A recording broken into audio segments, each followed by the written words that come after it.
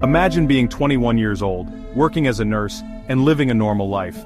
Now imagine meeting a man who completely changes your world, convincing you to steal $3 million in broad daylight and vanish without a trace.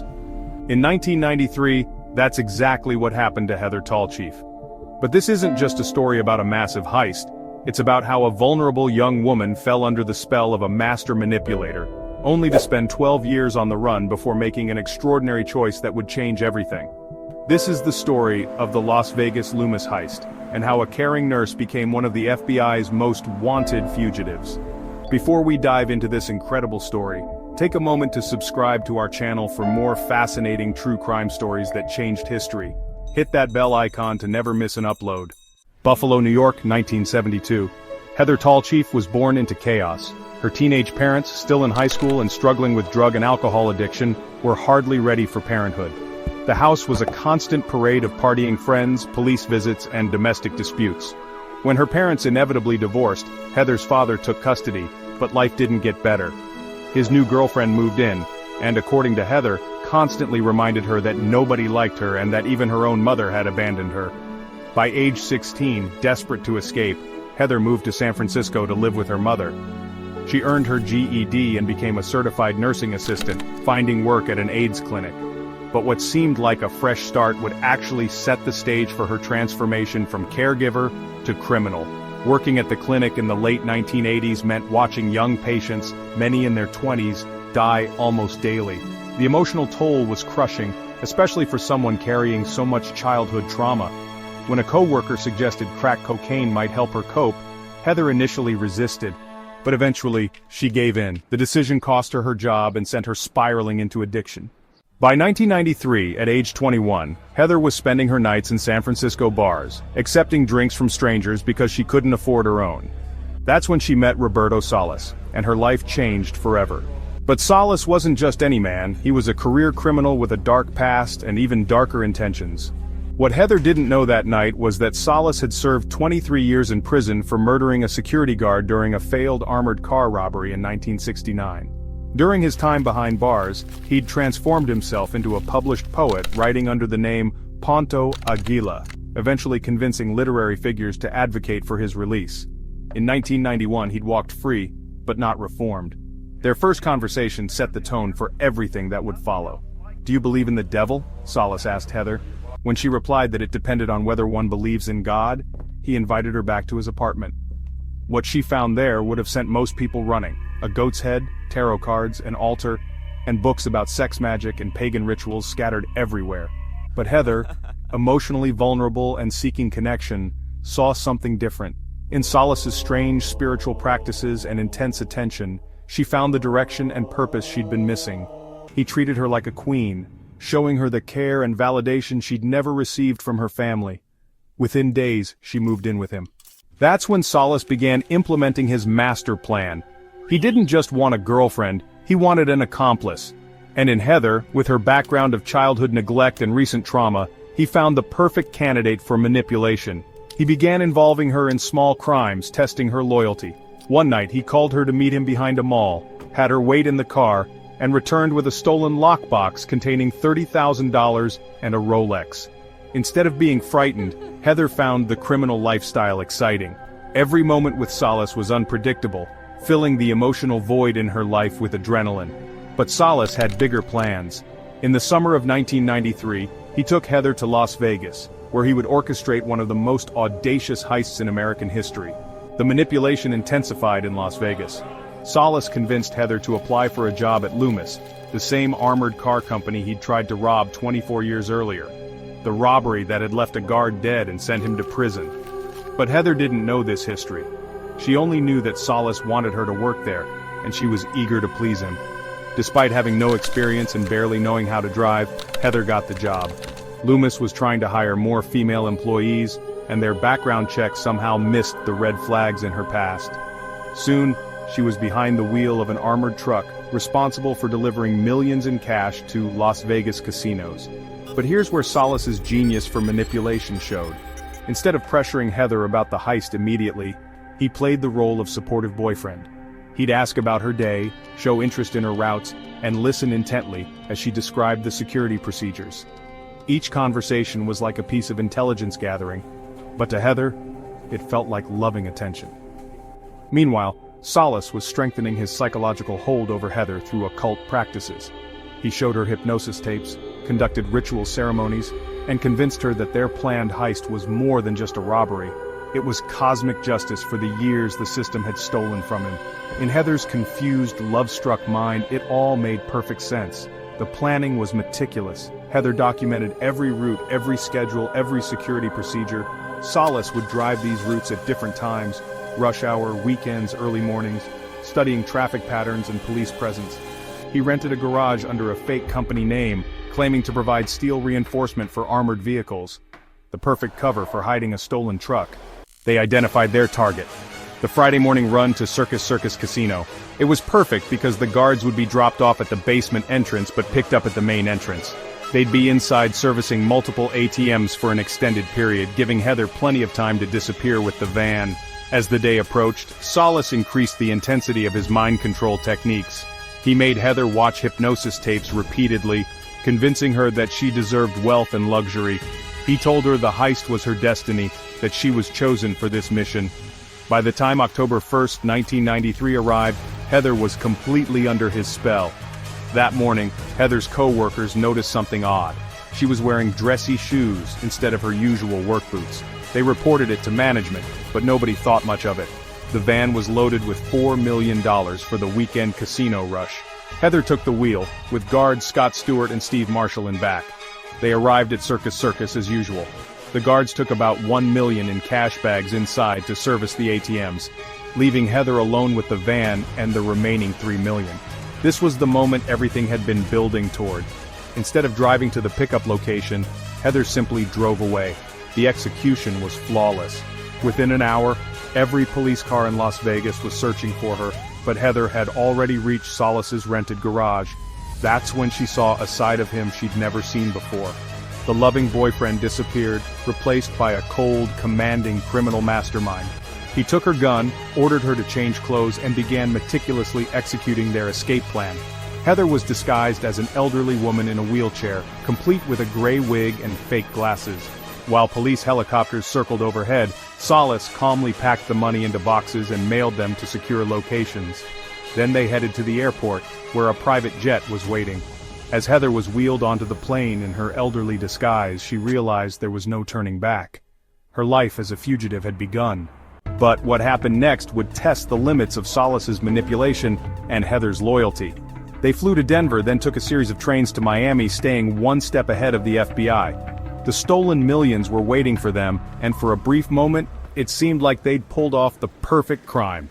In Miami, reality began to crack through Solis's carefully constructed facade. While hiding in a motel room, Heather overheard a taxi driver mumble something about them getting away with it. Paranoid, she begged Solis to leave immediately. He dismissed her fears, but the incident marked the beginning of her doubt. Then Solis introduced a new player, a younger woman named Marlene, supposedly to help them by running errands they couldn't do themselves. But Heather noticed how Solis looked at Marlene, and jealousy began eating away at her devoted facade. The man who had promised her the world was already showing signs of losing interest. The FBI, meanwhile, was piecing together the puzzle.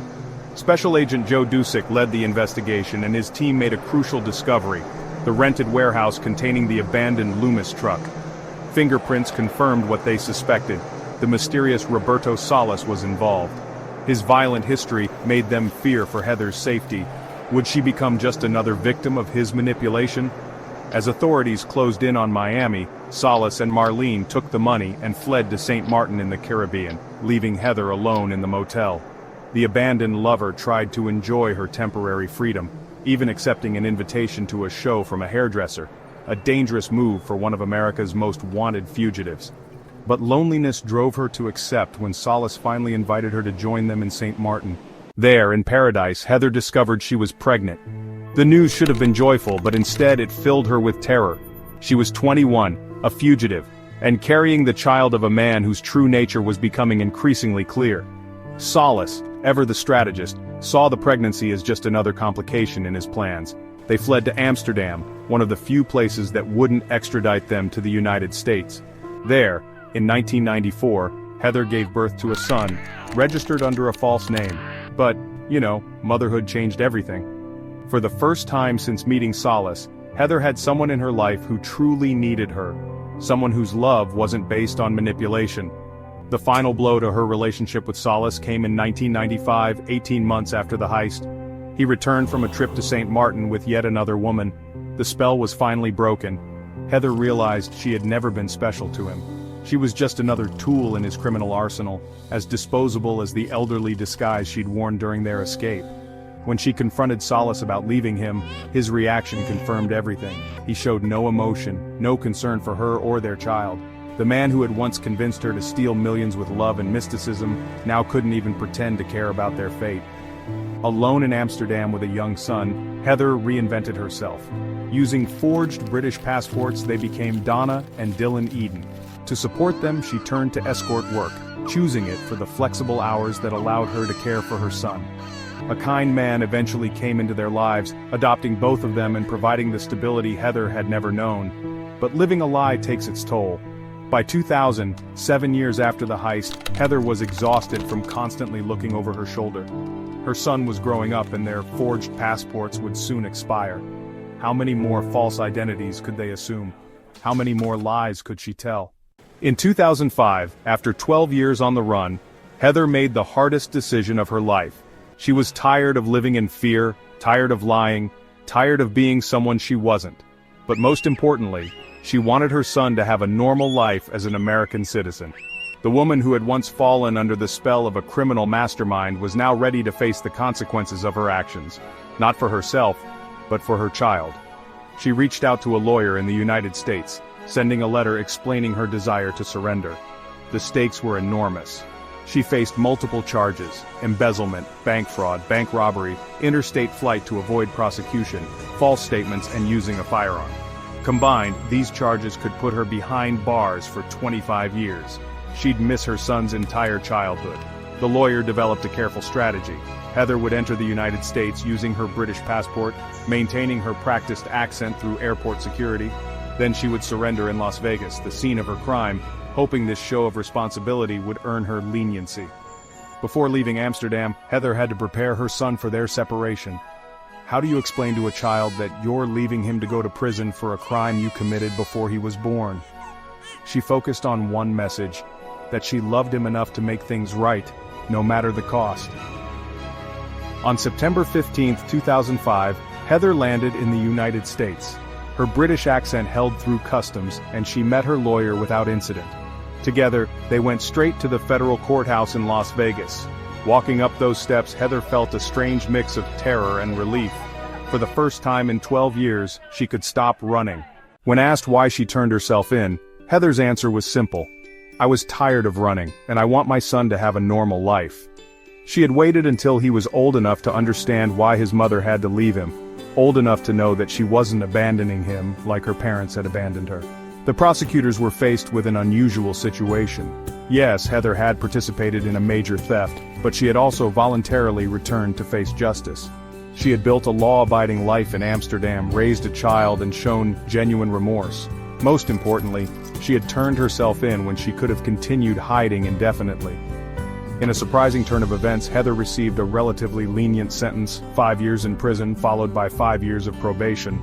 The judge acknowledged her voluntary surrender and the steps she had taken to rebuild her life. The scared young woman who had fallen under Roberto Solis's spell had grown into someone strong enough to face the consequences of her actions. Heather was released from prison on June 1, 2010, having served her full sentence.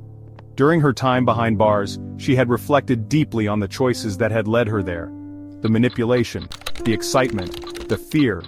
It all seemed like another lifetime. Meanwhile, Roberto Solis remains at large, one of the FBI's most wanted fugitives. The man who used mysticism and mind control to orchestrate a $3 million heist has never been caught. Some believe he's still alive, possibly in South America, possibly with millions from the heist. Others think he met a darker fate, his criminal past finally catching up with him. The story of the Las Vegas Loomis heist raises profound questions about vulnerability, manipulation, and redemption. How does a caring nurse become a daring thief? What makes someone surrender a comfortable life in Amsterdam for a prison cell in Nevada? Perhaps most importantly, can someone truly change? Today, Heather Tallchief's story serves as both a warning and a testament to human resilience. A warning about how emotional vulnerability can be weaponized by skilled manipulators, and a testament to the power of choosing redemption, no matter the cost. The millions stolen that day in 1993 have never been recovered. Somewhere perhaps those bills are still in circulation, passing through countless hands, each one carrying a small piece of this extraordinary story. A story that proves, sometimes the most dangerous criminals aren't the ones with guns. They're the ones who know how to control minds. If you found this story fascinating, don't forget to hit subscribe and turn on notifications. We've got more incredible true crime stories that will make you question everything you think you know about human nature. Leave a comment below. What would you have done in Heather's position? Was her 5-year sentence fair? And where do you think Roberto Solis is today? Remember, sometimes the bravest thing we can do is face the consequences of our actions, even if it means losing everything we've built. Heather Tallchief's journey from vulnerability to crime to redemption shows us that it's never too late to choose the right path, no matter how far down the wrong one we've gone.